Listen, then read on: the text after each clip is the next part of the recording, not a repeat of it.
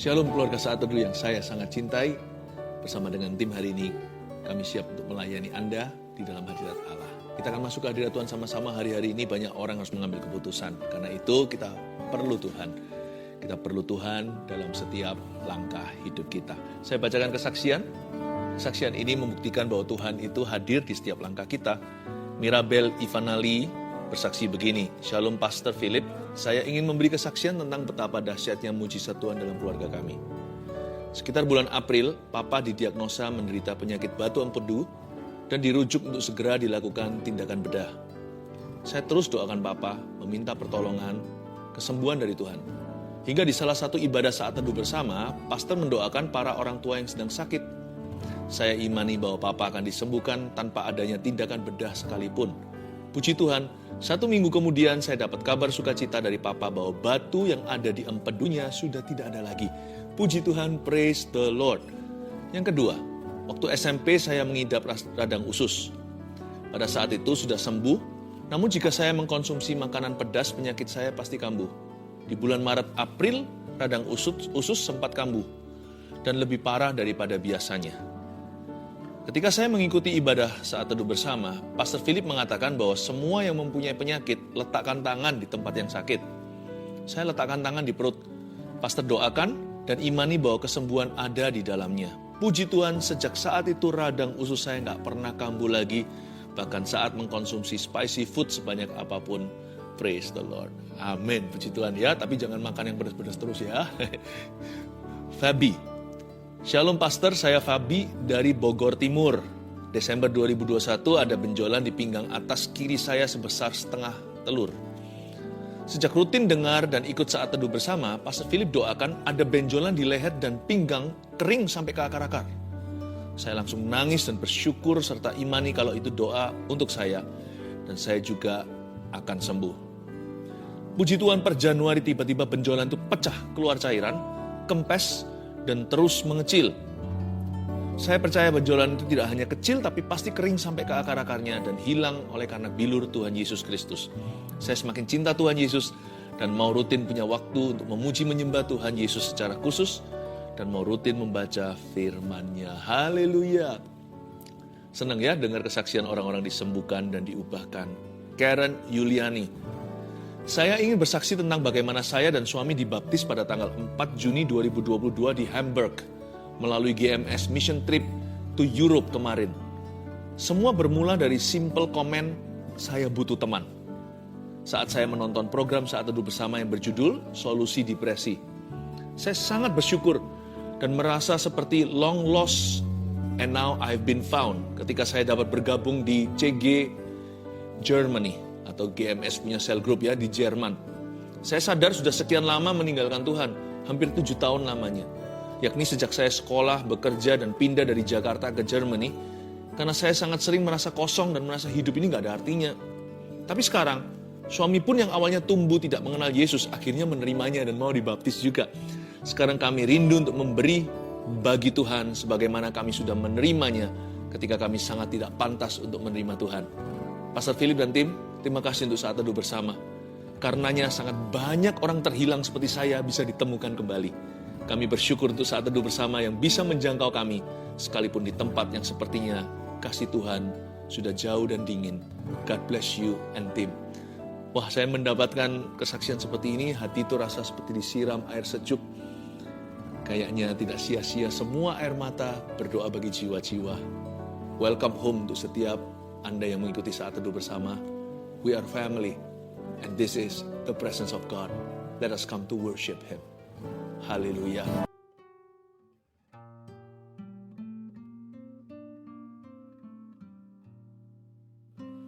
Selamat malam semua, apa kabar? Shalom, shalom. Dan kalau yang nggak live nanti menyaksikan video ini, di jam berapapun Anda menyaksikan ini, Tuhan ada di situ, ya. Kita mulai dengan kesaksian seperti biasanya. Live chat juga sudah buka. Ini kan YouTube Live. Anda bisa sampaikan permohonan doa. Mulai sekarang bisa komunikasi dengan kami. Tim sudah ready. Saya bacakan dulu kesaksian. Ini dari kesaksian saat teduh yang lalu. Yang ini namanya Indah. Bulan Juli salah satu saat teduh, Pastor Philip bernubuat bulan Agustus adalah bulan titik balik. Akan ada deal-deal yang dari Tuhan. Akan ada jabat tangan sebagai tanda kesepakatan. Saat itu saya menerima dengan bingung, bagaimana caranya ya Tuhan dalam waktu dekat ada rumah kami yang bisa deal. Usaha suami saya di dunia properti pengembang, dan saya adalah agen properti. Akhir Juli kira-kira tanggal 28, ada deal harga dan kami diberi DP salah satu rumah kami. Dan tepat bulan Agustus tanggal 6, kami ada jabat tangan di notaris, transaksi jual beli, seperti yang dinubuatkan Pastor Philip. Kemudian Pastor Philip doa minta perpanjangan waktu sampai bulan September. Dan benar-benar luar biasa Tuhan itu. Di akhir September kami deal harga lagi satu rumah yang lebih kecil. Dan tanggal 12 Oktober kemarin kami jabat tangan sekali lagi di notaris untuk pelunasan rumah. Padahal rumah ini sudah 3 tahun nggak bisa dijual. 3 tahun belum bisa terjual, tapi justru di saat pandemi malah bisa terjual dan cash lagi pembelinya. Dahsyat. Sungguh bersyukur buat apa yang Tuhan berikan kepada kami. Puji Tuhan.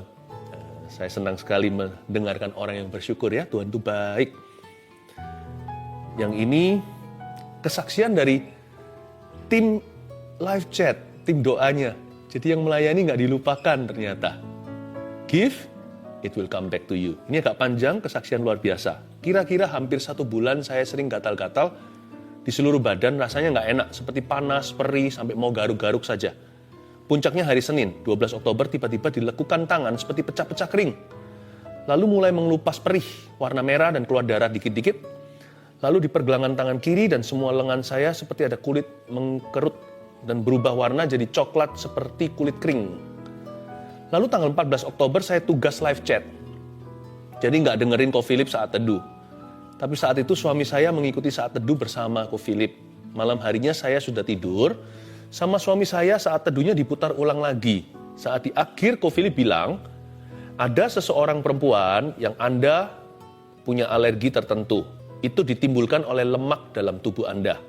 Karena badan Anda gemuk, lifestyle Anda tidak sehat. Lemak itu membuat badan Anda gatal, sampai dilekukan-lekukan tangan merah-merah seperti darah keluar. Dan Ko Philip bilang kalau Anda dijamah Roh Kudus saat ini, dan Anda disembuhkan. Dalam sebulan berat badan Anda akan turun sampai 5 kilo. Lalu malam itu Sandy imani namanya nih, dan doakan bahwa itu saya, dan saya pasti disembuhkan. Waktu pagi hari bangun tidur sama Sandy, saya diputarin saat teduhnya Ko Philip, dan waktu Ko Philip bernubuat buat orang yang sakit gatal-gatal, kita langsung toleh-tolehan. Sandy cuma bilang, kamu gak doa sama Tuhan masalah gatalmu itu, tapi Tuhan tahu detail loh. Detil sekali segala yang kamu perlukan. Saya memang gak doa sama Tuhan masalah gatal yang saya alami, karena saya kira kulitnya kering saja karena jarang sekali punya waktu perawatan tubuh seperti dulu. #efek sibuk kerja. Terus juga jarang makan sayur. Saya baru sadar ternyata hal sekecil itu pun bahkan tidak saya pikirkan bisa jadi masalah kalau Tuhan tidak campur tangan. Tapi puji Tuhan, Yesus tahu apa yang saya butuhkan. Puji Tuhan sekarang sudah gak gatal lagi. Tangan yang bagian lekukan sudah kering, tidak merah-merah sampai seperti darah keluar.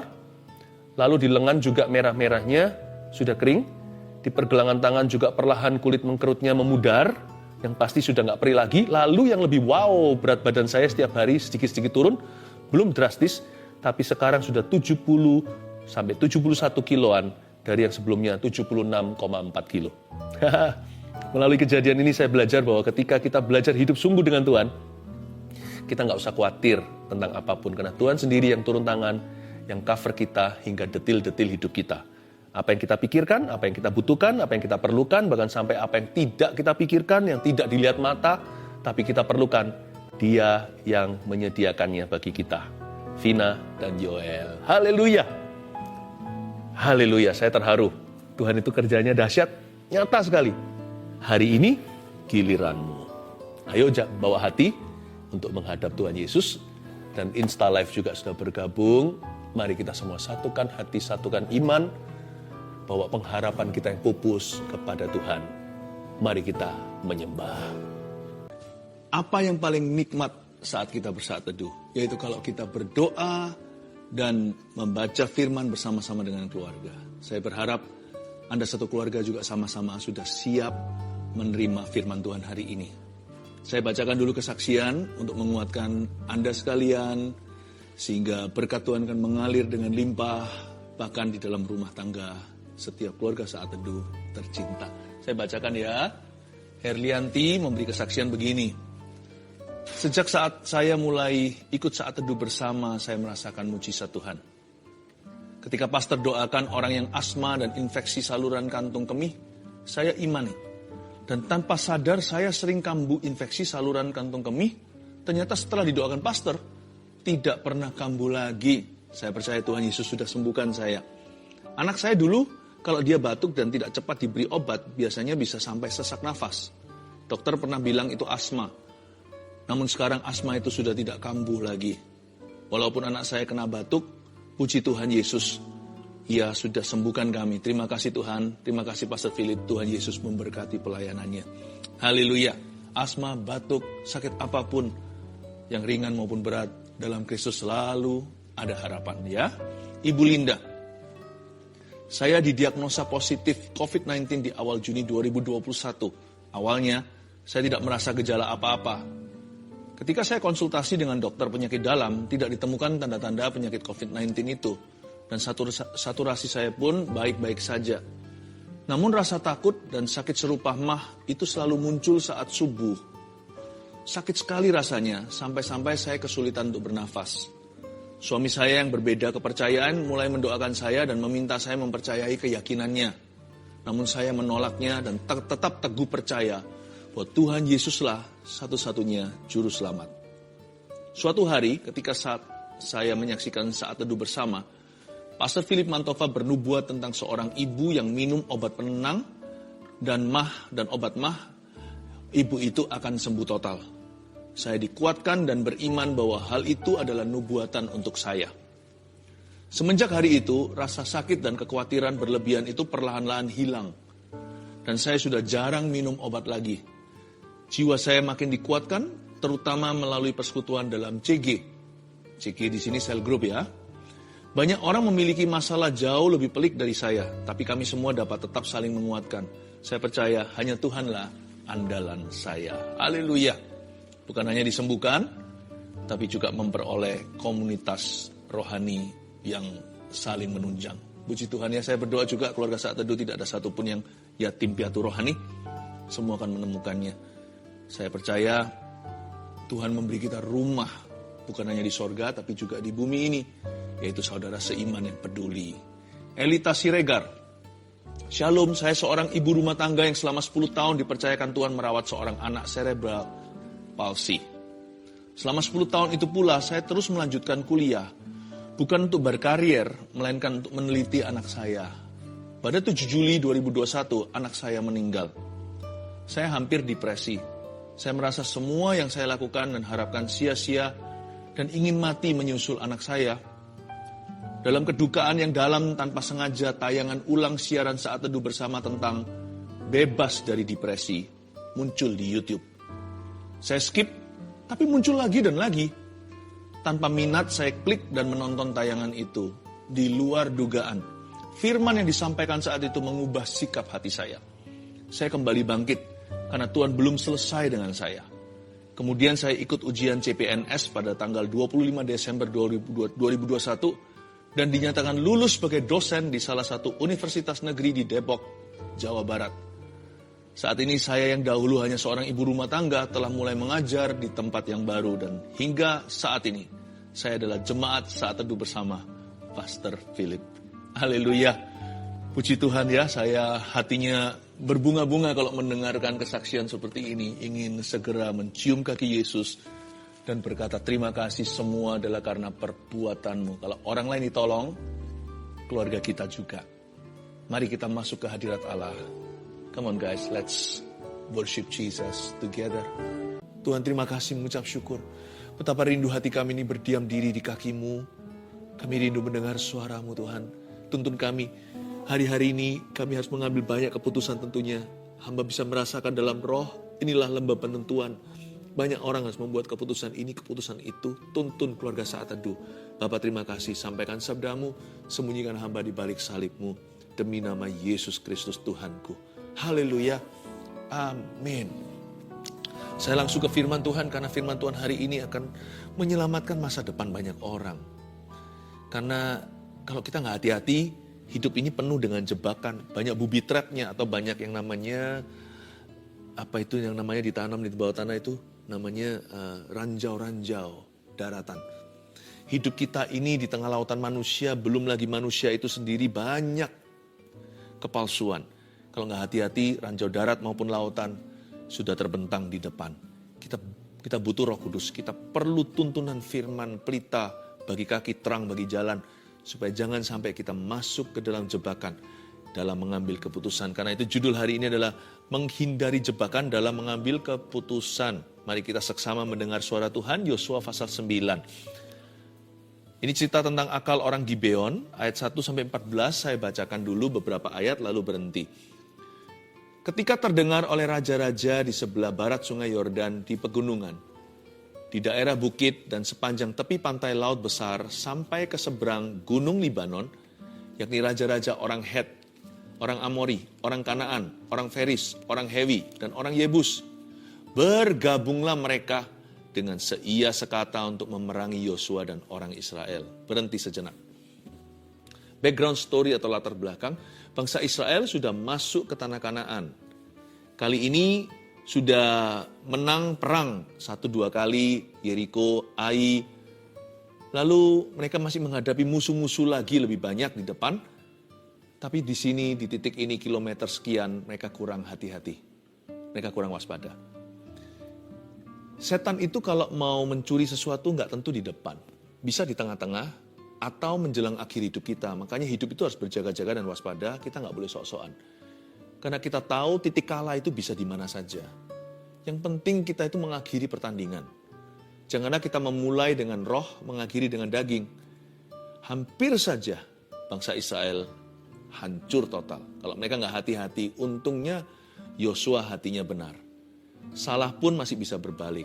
Gak apa-apa, kalau memang kita sudah jatuh dalam dosa, apa boleh buat ya kan? Kalau kita masih bisa atau sempat mencegahnya, jangan. Tapi kalau sudah jatuh dalam dosa, bangkit lagi, belum game over. Kita masih bisa memperbaiki kelakuan kita, bahkan bangkit dari kesalahan. Makanya kalau salah jangan diterus-teruskan. Nah, bangsa Israel ini berada di titik bahaya, karena mereka kehilangan perkenanan Tuhan. Ya, mereka kehilangan perkenanan Tuhan sebenarnya. Karena mereka ini belum sampai kehilangan lah perkenanan Tuhan, tapi mereka ini mulai kurang peka, mulai agak jauh. Nah, bangsa Israel di titik ini titik rawan. Belum lagi musuh-musuh mereka banyak. Ayat-ayat ini menunjukkan di awal-awal perjalanan mereka. Belum apa-apa sudah ketipu. Masih di kilometer 1-10. Masih ratusan kilometer ke depan gimana? Tapi untungnya ini sebagai pelajaran. Ini episode yang penting dalam sejarah mereka agar mereka bersandar pada Tuhan, bukan pada pengertian mereka sendiri sebagai manusia. Ayat-ayat 1 dan 2 menunjukkan latar belakang. Lah, ini semua bangsa-bangsa Kanaan, mereka bergabung seia sekata untuk memerangi Yosua. Ini yang saya sebut sebagai resiko juara 1. Kenapa sih manusia itu cenderung ambisi? Apakah kita lupa sebenarnya kalau kita itu menjadi yang pertama, ya market leader sesuatu, menjadi orang yang paling berhasil, paling sukses, atau pelayanan pekerjaannya paling maju, itu bukan hanya satu, banyak yang mau niru. 2, banyak orang ingin lihat Anda jatuh. Makanya itu jangan ambisi semata-mata hanyalah ambisius. Mintalah visi Kristus. Dan jadi orang, gak apa-apa kita itu dinomor 2-kan. Jangan tersinggung kalau kita itu tidak diindahkan. Kita seringkali tidak suka hati kalau orang lain tidak mengutamakan kita. Misalnya di pesta, atau ketika kita berada di pertemuan. Kita merasa seperti tidak dihargai kalau kita tidak ditaruh di tempat pertama atau VIP. Padahal sebenarnya loh ya, tempat VIP atau VVIP itu sorotan lampu. Nggak apa-apa loh jadi orang nomor 2. Nggak apa-apa jadi asisten atau jadi pelayan. Saya ngomong gini bukan berarti kita punya visi itu kecil atau nggak punya cita-cita. Berapa orang yang hidupnya itu tidak pernah punya ambisi juga kelihatan malas-malasan. Saya nggak bilang begini supaya kita tidak punya satu target dalam hidup ini. Bukan. Tapi kalau kita belum ke sana itu belajar happy dulu. After all, orang-orang yang diberkati dan dipakai Tuhan itu bukan karena kemauan mereka. Promosi itu bukan datang dari kiri kanan, bukan dari timur dan barat. Datangnya dari atas alias dari Tuhan. Banyak orang yang hari ini dan leader itu, mereka pada mulanya tidak menginginkan tempat itu. Tapi karena mereka itu setia dalam perkara sederhana, diberikan perkara besar. Karena mereka sungguh-sungguh dalam perkara kecil, mereka ditambah-tambahkan. Orang-orang yang leader ini dan itu, lihat, mereka yang sungguh-sungguh mencapai titik itu karena restu atau karena berkat Allah. Mereka tidak di sana karena kemauan mereka, tapi karena panggilan Tuhan. Karena itu kita nggak boleh iri sama sukses orang lain. Kalau kita belum mencapai titik ideal, yaitu aku mau mencapai cita-citaku, belajar happy dalam perjalanannya, dan bersyukur untuk sukses hidup orang lain. Tidak harus semua kita juara 1 atau juara umum. It's okay di nomor 2 atau 3 kan. Nggak usah sakit hati atau kepahitan. Di dalam keluarga juga sama. Putra papa mama ada beberapa. Kenapa kok selalu koko terus? Kenapa kok selalu adiknya? It's okay loh sebenarnya, nggak apa-apa loh. Kepada barang siapa diberi lebih itu dituntut lebih juga. Ya, resiko juara 1 di sini. Bangsa Israel menang perang. Dia primadona. Dia masuk ke dalam tanah Kanaan itu sebagai conqueror atau sebagai penguasa. Malahan bergabunglah semua raja-raja Kanaan. Orang Het, Amori, Feris, Hewi, orang Yebus dengan seia sekata untuk perangi common enemy atau musuh mereka hanya satu. Mereka sama-sama benci Israel. Mereka perangi Yosua. Jangan selalu rindukan hanya rewardnya. Tahukah harga yang dibayar itu lebih besar? Semakin tinggi dirimu, semakin besar anginnya. Makanya itu sebelum kita dipromosikan Tuhan, siapkan karakternya. Belajar untuk peka, bangun mesbah doa. Supaya nanti waktu kita ke sana, gak mudah jatuh. Menghindari jebakan dalam mengambil keputusan sebelum saya bicara tentang jebakannya. Mari hati kita tidak diisi dengan ambisi. Yang penting pokoknya ya, catat ini. Yang penting kita itu setia dalam segala perkara. Bahkan perkara kecil dan sederhana. Belajar excellent dalam segala sesuatu. Percayalah, pasti apapun yang kau pegang dibuat Tuhan berhasil. Apalagi kalau hati kita merenungkan firman-Nya siang dan malam. Itu apapun yang kita jamah, pasti diberkati. Pasti berbuah lebat. Bukan hanya itu, terjadi multiplikasi. Kalau orang itu bisa dipercaya di titik ini, titik kemudian ada promosi. Gak usah berambisi. Setia saja. Excellent saja. Lakukan yang terbaik. Sebab orang yang cakap dalam pekerjaannya berdiri di hadapan raja-raja. Jikalau dia bukan menjadi rajanya. Tetapi ketika terdengar kepada penduduk negeri Gibeon apa yang dilakukan Yosua terhadap Yeriko dan Ai, ayat 3. Maka mereka pun bertindak dengan memakai akal. Orang-orang Gibeon ini salah satu dari orang Kanaan, tapi mereka pakai akal.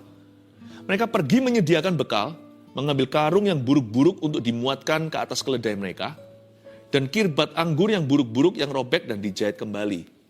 Perhatikan ya, sebelum saya baca ayat berikutnya, ini semua hanyalah pura-pura ya. Ini sandiwara dan drama.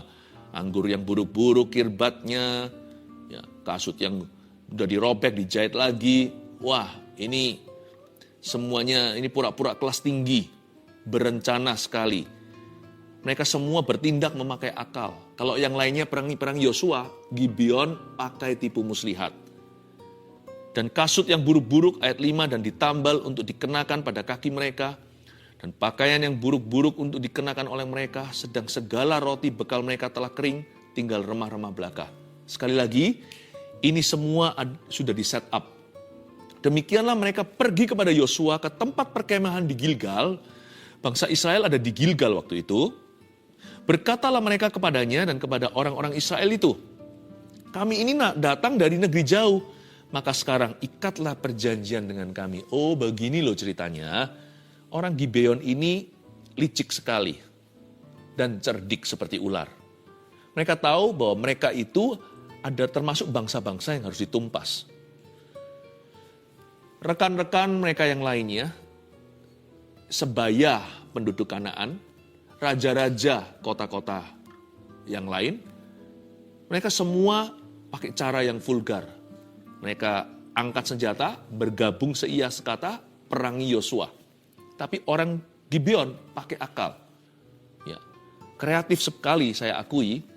Mereka gunakan sandal yang buruk, udah dirobek, dijahit lagi, lalu kirbatnya yang compang-camping pakaian. Tujuannya apa? Mereka mau menipu atau mengelabui bangsa Israel dan Yosua.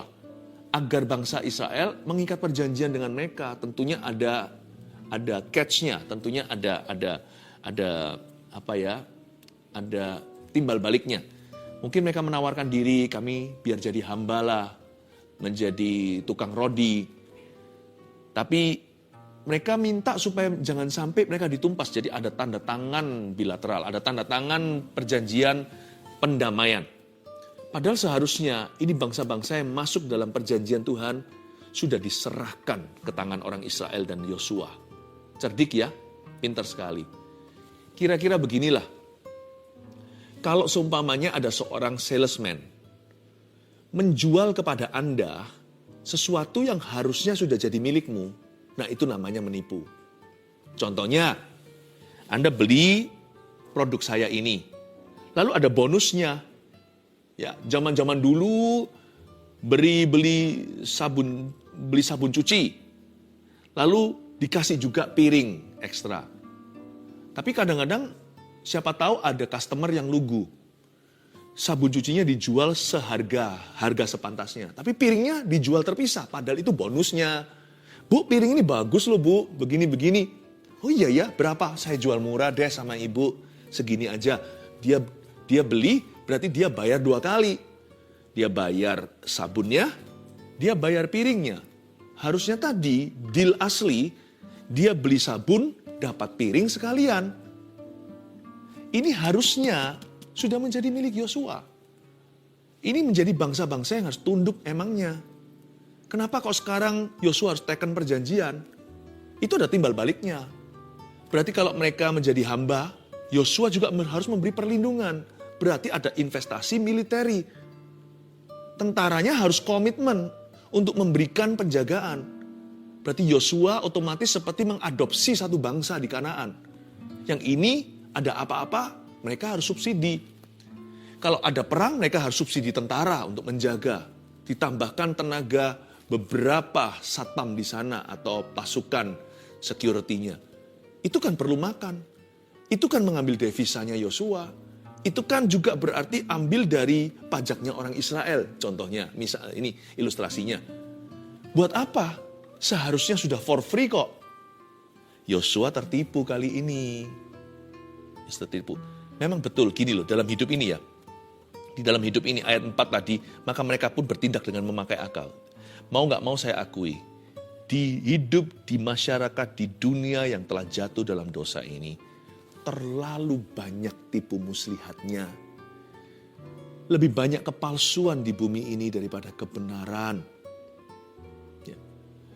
Yang free harus bayar, yang bayar harga dibuat free, tapi ujungnya nanti sengsara. Aduh, hidup ini bisa membingungkan.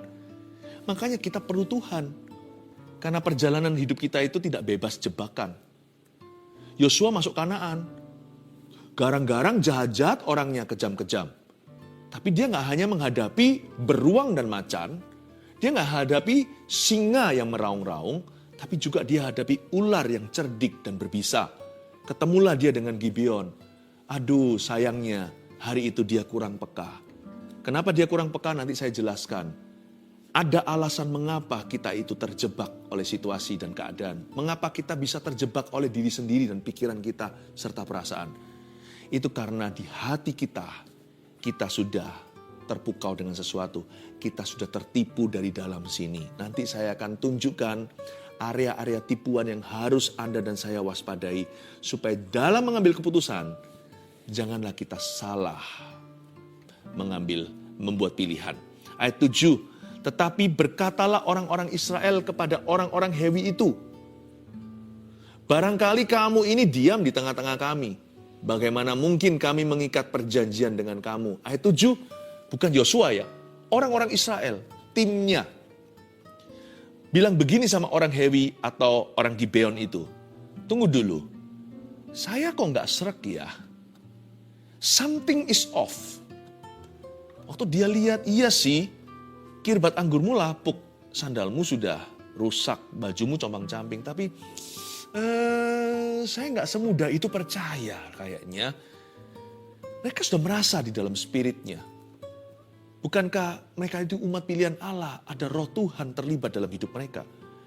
Barangkali kamu ini, dari kata barangkali kamu ini, itu sama dengan bahasa Inggris maybe. Barangkali kamu ini menunjukkan uncertainty atau ketidakpastian. Barangkali kamu ini diam di tengah-tengah kami. Jangan-jangan kamu tipu aku. Bagaimana mungkin kami mengikat perjanjian dengan kamu? Jangan-jangan piring ini adalah bonusnya. Jangan-jangan aku nggak perlu bayar 2 kali. Memang itu sudah menjadi bagianku. Kenapa kamu jual lebih mahal? Buat apa saya merugi? Sedangkan Tuhan berkata ini for free. Sedangkan ini sudah termasuk dalam paketnya. Kenapa kamu jual terpisah? Ya, mainan ini sudah termasuk baterainya. Kenapa baterainya kamu keluarkan lalu kamu jual sendiri? Wah, double untung dong Anda. Dia sudah merasa something is off. Kayaknya nggak beres deh. Aduh sayangnya. Spiritnya nggak srek. Jalan terus ditebas. Kalau Anda merasa something is off, tunggu dulu. Pokoknya ya jangan buat keputusan kalau Anda itu nggak yakin sesuatu. Lanjut dulu ya. Ayat 8. Lalu kata mereka kepada Yosua, kami ini hamba-hambamu. Tanya Yosua, siapakah kamu ini dan dari manakah kamu datang? Oke, garis bawahi pertanyaan Yosua di Alkitab Anda. Tanya Yosua. Yosua bertanya, kalau Anda tidak pasti, tanya. Kalau kita tidak tahu, tanya. Tidak ada salahnya untuk bertanya. Ya, kalau kita itu malas bertanya atau malu bertanya, sesat di jalan. Yosua tanya, sudah betul sih, tapi jebakannya adalah setelah dia tanya. Dalam jawaban seseorang terhadap pertanyaanmu pun bisa ada jebakan loh. Makanya itu kita perlu Roh Kudus untuk menimbang-nimbang segala perkara. Tanya Yosua, siapakah kamu ini? Who are you? Simple ya.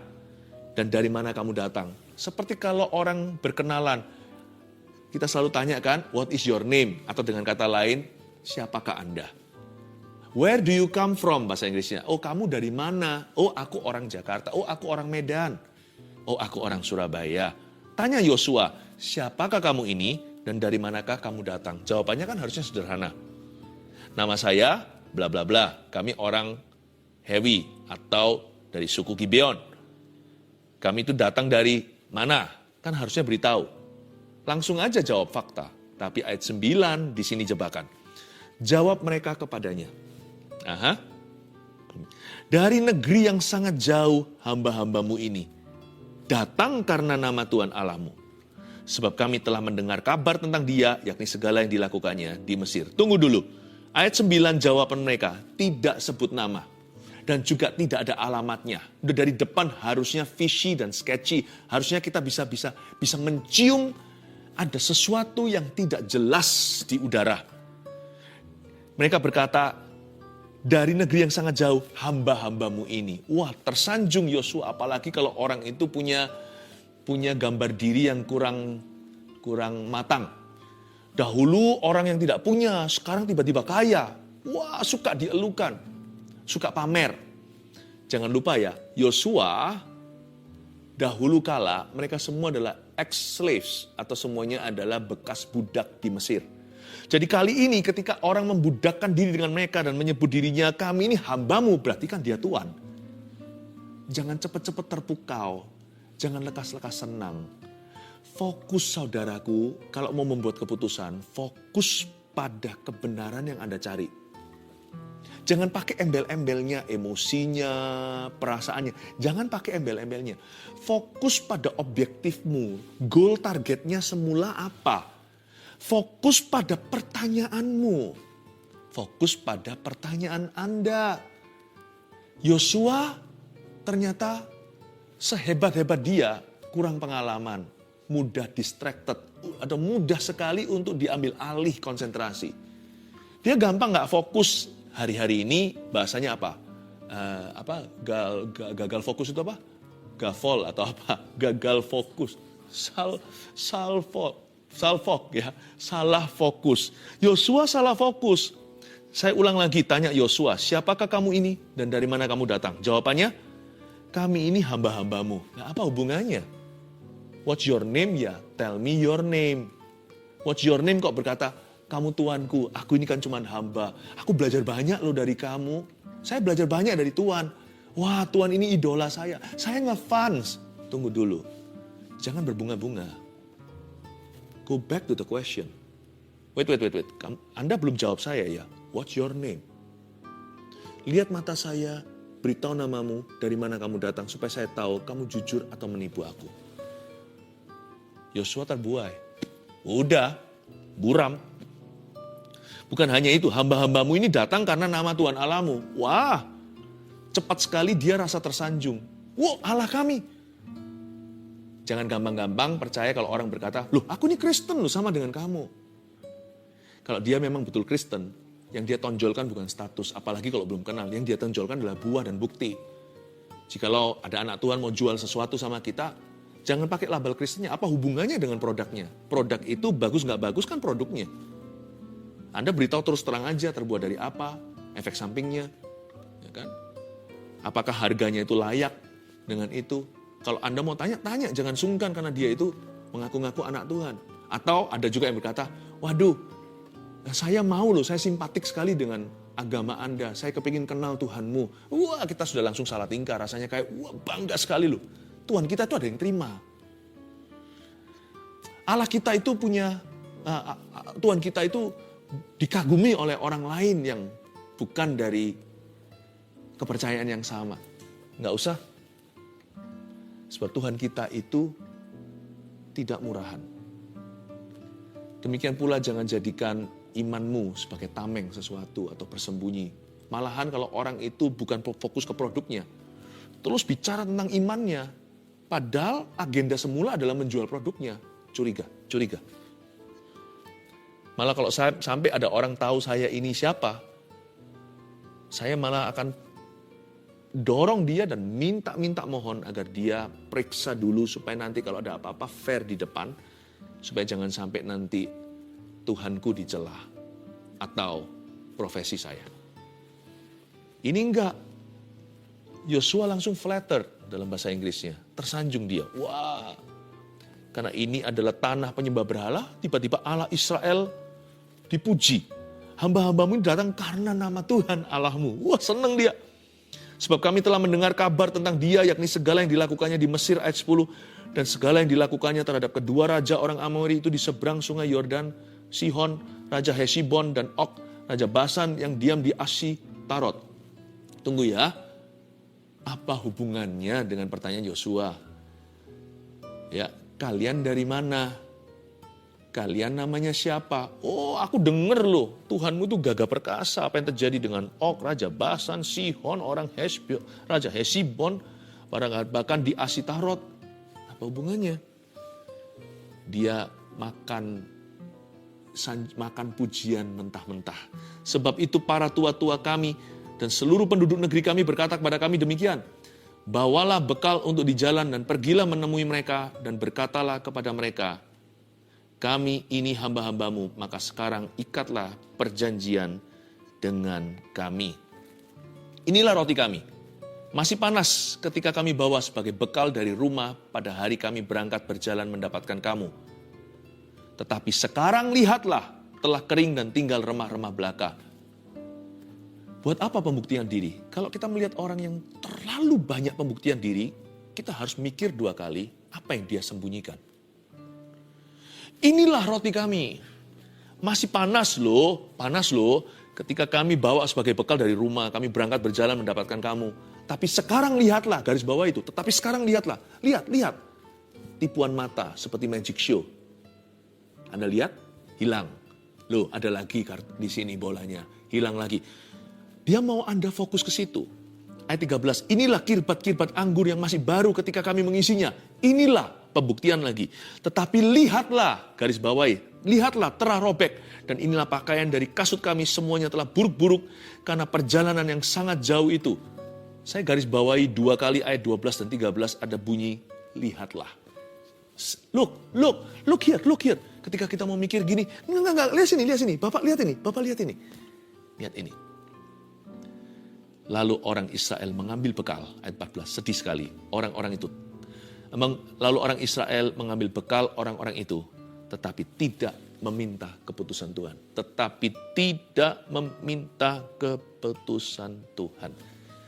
Kalau Anda merasa something is off ya, atau ada sesuatu yang nggak beres, kalau roh kita itu merasa, makanya itu ada baiknya tiap pagi kita itu peka dulu, masuk hadirat Allah, isi dengan firman-Nya. Supaya kita lebih peka sepanjang hari. Itu pun bukan jaminan, kita masih uji dulu perasaan. Tapi paling tidak meminimalkan kesalahan kalau orang itu sudah jalan dengan Tuhan. Kalau Anda merasa sesuatu nggak srek, jangan maju. Dan waktu emosi, waktu marah, jangan buat keputusan. Jangan demi perasaan sesaat, kita buat keputusan yang sifatnya atau dampaknya lebih permanen. Itu seperti Esau kan. Karena lapar now, hak sulung later sama dia dibuang begitu saja. Jangan sampai kita itu menjadi hamba daripada keadaan. Bahkan jangan jadi hamba atau budaknya perasaan. Think twice, pikir 2 kali, 7 kali. Ketika kita merasa sesuatu nggak beres atau ketika kita marah atau emosi.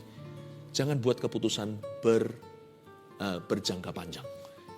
Demi perasaan jangka pendek. Yang akan berubah nanti besok lusa. Kenapa mereka tidak meminta keputusan Tuhan?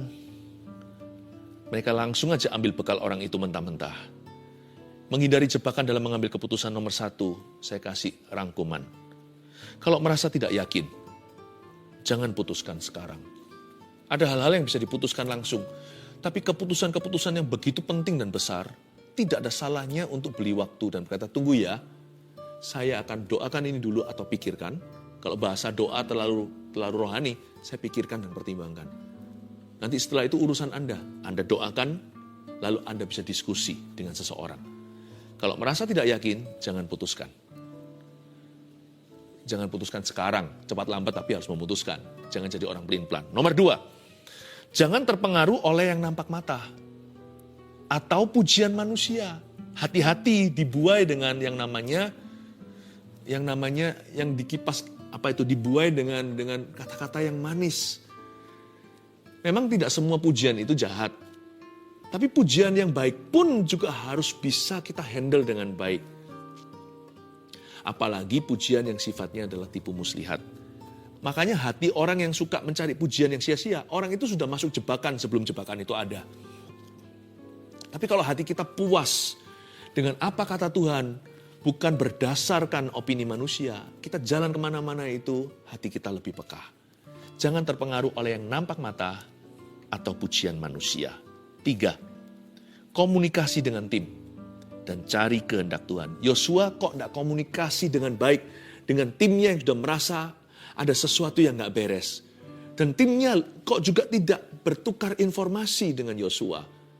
Kebetulan di dalam tentara ini Yosua dan timnya adalah satu kubu.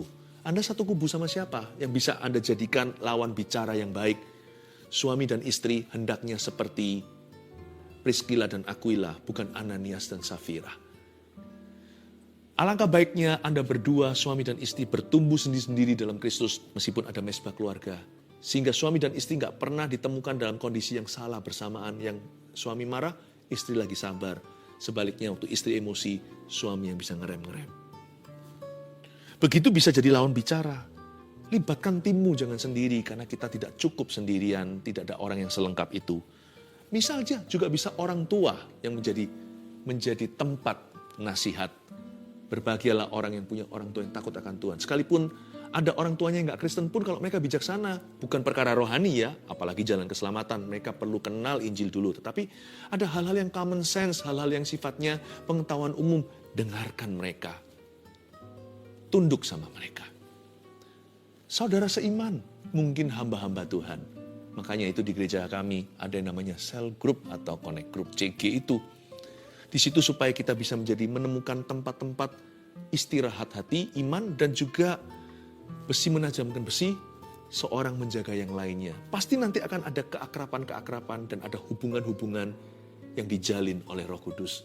Dan di dalam hubungan itu ada banyak sekali tuntunan Tuhan. Menghindari jebakan dalam mengambil keputusan nomor 1, kalau merasa tidak yakin, jangan putuskan sekarang. 2, jangan terpengaruh oleh yang nampak mata atau pujian manusia. Makanya itu perlu disiplin berdoa. 3, komunikasi dengan tim. Tim ya, siapapun timmu itu. Dan cari kehendak Tuhan dulu sebelum memutuskan sesuatu. Kadang cepat kita ketahui, kadang lambat. Tapi cari dulu kehendak Tuhan sampai hati Anda tahu ini damai sejahtera. Haleluya. Saya tergerak melakukan sesuatu, kita akan nyanyi lagi. Cepat tuliskan di live chat atau di komentar. Tuliskan segera. Pergumulan kita pasti ada. Pasti semua kita masing-masing kita memikirkan dan menimbang sesuatu. Apapun itu, pasti ada. Tuliskan aja. Apa yang jadi pergumulan Anda? Apa yang membuat hati Anda tidak pasti? Kalau memang ada keputusan di depan, keputusan besar atau keputusan kecil, dan kalau itu menjadi beban jiwamu, apalagi yang mengganggu, tuliskan di sini. Ya, tuliskan seperti ini. Doakan pergumulan saya tentang studi saya. Doakan pergumulan saya dalam pekerjaan. Gitu aja. Nanti kita berbahasa roh sama-sama dan biarkan ada damai sejahtera. Setelah Anda tulis itu, saya bawa ke hadirat Tuhan.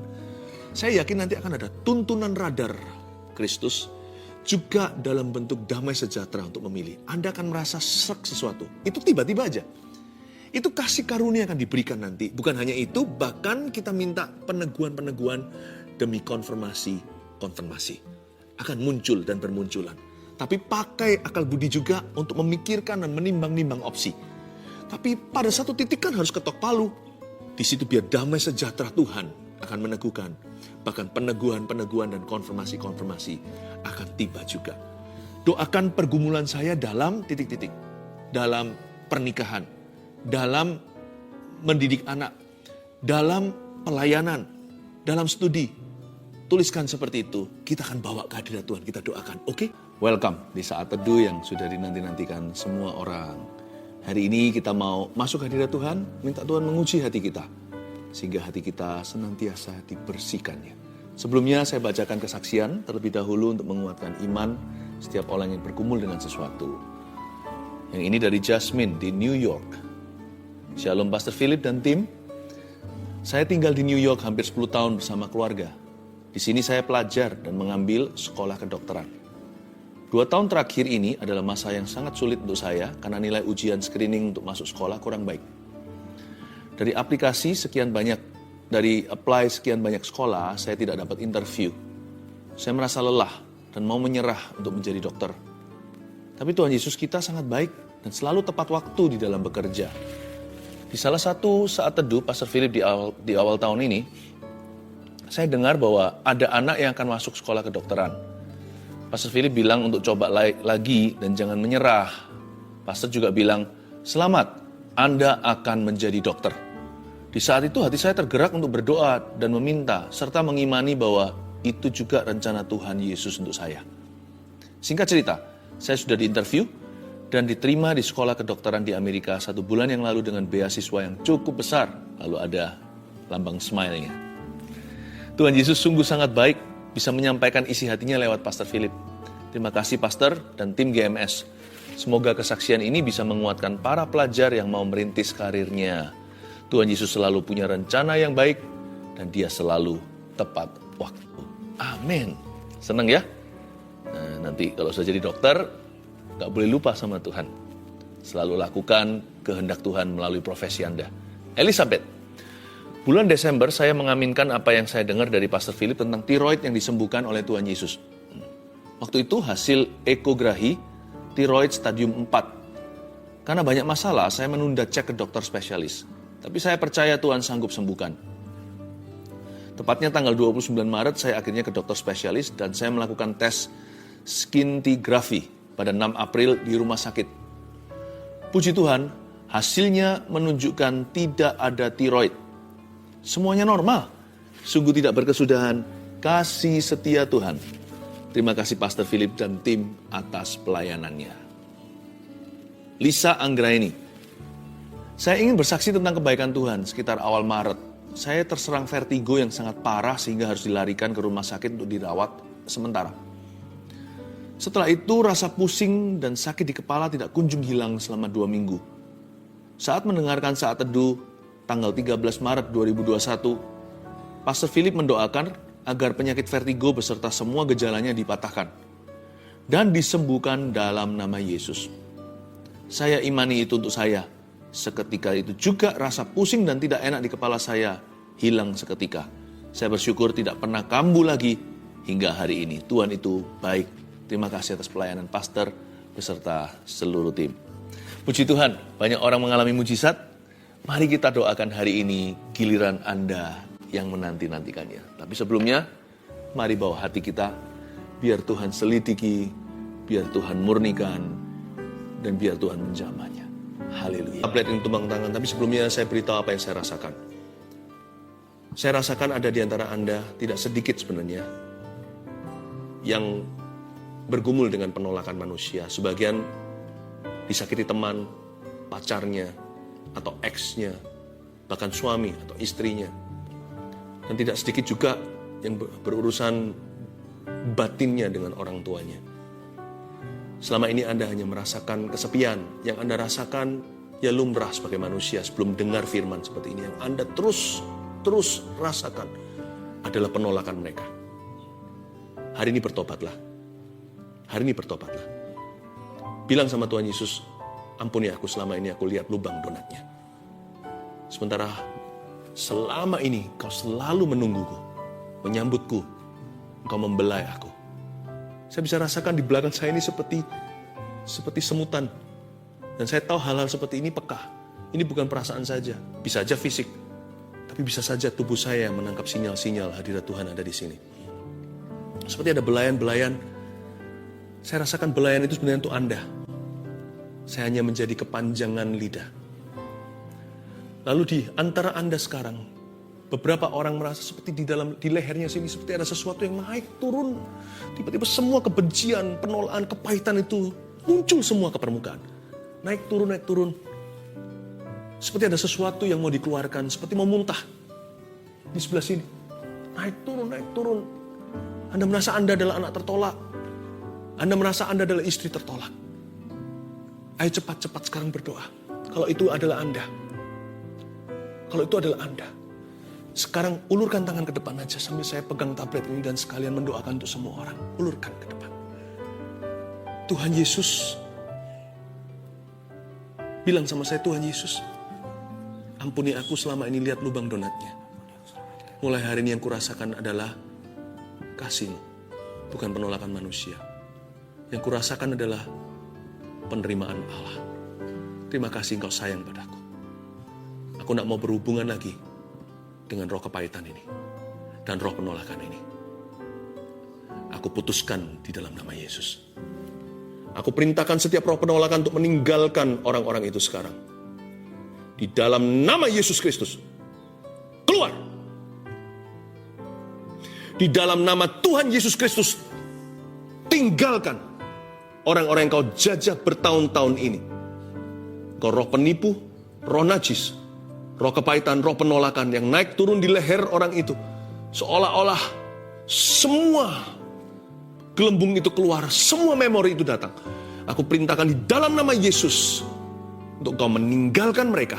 Dan jangan pernah kembali, jangan ganggu mereka lagi. Karena mulai hari ini, mereka akan merasa dikasih. Dan orang-orang ini akan bertumbuh dalam kasih karunia. Terimalah roh pengampunan, ampuni setiap orang yang melukaimu. Sembari Anda minta ampun sama Tuhan, karena tidak jarang Anda yang melukai orang. Tapi sekarang terimalah pengampunan, sambil terus semuanya diulurkan tangan, diangkat tangannya. Dan permohonan doa terus masuk tablet yang saya pegang dan juga dipegang oleh tim saat ini. Oh Tuhan, terima kasih. Oh Ramakapataka Maya Ramatakam. Roh Kudus jamah, Kau mengasihiku. Tetap diulurkan tangannya. Roh Kudus akan minister to you. Lebih dari yang kuduga, bahkan di saat ku Thank you, Lord. Tiada menyadarinya, kau sentuh hatiku dengan kasih yang sempurna, kau menyayangiku lebih dari yang ku rasa.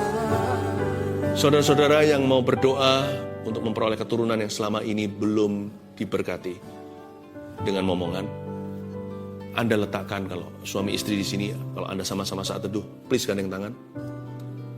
Mama atau sang istri bisa pegang ke perutnya sebagai simbol aja kekandungannya, atau bisa bergandengan tangan dengan pasangannya. Tuhan Yesus, hamba berdoa. Simpel saja doa, tidak seperti orang Farisi yang bertele-tele.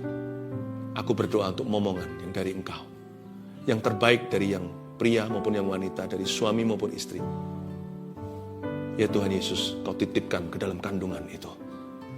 Hamba berdoa di dalam nama Yesus untuk bibit unggul, benih-benih yang ilahi. Ya Tuhan, keturunan-keturunan yang diberkati. Ingatlah mereka ketika hari ini suami istri ini berdoa. Ingatlah mereka. Ku berkati di dalam nama Yesus kehidupan di dalam sang suami, dalam tubuh sang suami. Benih di dalam diri sang suami. Dan ku berkati kandungan di dalam tubuh sang istri. In Jesus name, mulai sejak saat ini Tuhan akan membuka tingkap langit, mendengarkan doa ini dan menjamah. Letakkan tangannya semuanya. Ada seorang anak yang baru saja ulang tahun 4 tahun. Anda berkata seperti ini, orang tua. Aku percaya nanti ulang tahun ini ada mujizat terjadi. Dia berbicara, tapi sampai sekarang belum berbicara. Waktu kemarin dia ulang tahun, Anda kecewa sekali rasanya kok Tuhan tidak dengarkan doa. No. Yesus datang terlambat untuk membangkitkan 4 hari, ingat. Dia sudah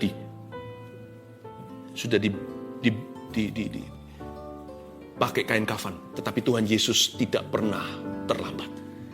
Sejak saat ini saya berdoa di dalam nama Yesus Kristus dan menubuatkan, anak Anda akan berbicara, akan datang waktunya, dia selalu berbicara, sampai-sampai Anda berkata, tolong kasih mama waktu.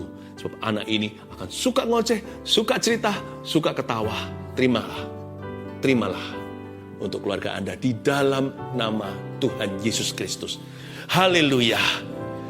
Pohon zaitun itu perlu waktu untuk bertumbuh, nggak bisa langsung dipetik buahnya. Tapi kalau sudah bertumbuh, dia bisa lama. Pohon ini bisa sampai ratusan atau ribuan tahun. Pohon zaitun ini nggak main-main. Pohon zaitun ini adalah pohon yang bisa memberikan hasil yang sangat-sangat menguntungkan nantinya setelah tahunan. Bahkan kadang-kadang bisa 40 tahun baru dia menghasilkan buah-buah yang maksimal, minyak-minyak yang paling murni. Anak kan juga begitu kan. Waktu masih kecil dia merepotkan. Tapi kalau Anda tekun mendidik dia dalam takut akan Tuhan, dalam hikmat-hikmat dan doa, anak itu nanti bertumbuh besar. Tunggu dia nanti. Ketika dia mulai dewasa 20, 30, 40, semakin matang, semakin murni. Dari dulunya merepotkan, nanti akan membuat hidup Anda ringan. Anak yang bijaksana meringankan hidup ayah ibunya. Anak-anakmu seperti tunas pohon zaitun di sekeliling mejamu. 1, 2, 3, keluarga yang bahagia itu seperti apa? Yang kepala keluarganya takut mendukakan roh Allah. 2, yang istrinya penuh kasih dan kaya dalam perbuatan baik. 3, yang anak-anaknya bertumbuh dalam kebenaran firman. Saya percaya Anda diberkati. Amin. Mari kita sama-sama kembali menghampiri tahta Allah. Haleluya. Saya merasakan dalam roh saya ada sebuah seruan. Saya tahu itu bukan Roh Kudus tapi roh saya. Tapi kalau saya dekat sama Tuhan, saya percaya apa yang diutarakan oleh roh saya pun Tuhan akan dengarkan. Ada kata-kata menjerit begini. Keluarga Saat Teduh kali ini akan berhasil. Untuk keluarga Saat Teduh yang ingin ada program untuk punya anak, dibantu dengan medis, dan bahkan dokternya pun adalah seorang anak Tuhan. Don't worry. Seruan dalam roh saya dengarkan, kali ini akan berhasil. Saya berdoa dalam nama Yesus, Tuhan bisa memberikan lewat mujizat. Tapi kadang-kadang Tuhan memberikan sesuatu yang progresif. Ada waktunya Tuhan memberikan secara supranatural. Juga datang saatnya di waktu kita kadang-kadang sesuatu yang alami terjadi lewat pertolongan. Itu pun pertolongan Tuhan, segala pertolongan itu datang dari Tuhan. Keluarga Saat Teduh yang sedang memprogramkan untuk bayi, kali ini kau akan berhasil dalam nama Yesus. Terima kasih Tuhan, semua orang yang mengharapkan anak juga, yang meminta mujizat. Sekarang juga percaya suami istri yang belum dikaruniai. Tadi waktu saya kasih ilustrasi 9 tahun tadi, ternyata memang ada yang 9 tahun sudah menunggu belum dapat. Dan Anda yang bukan 9 tahun, Anda bisa sama-sama dompleng iman. Gak apa-apa, kita juga ikut. Seperti wanita Sirofenisia, remah-remahnya pun, anjing pun makan dari apa yang jatuh dari meja Tuhan.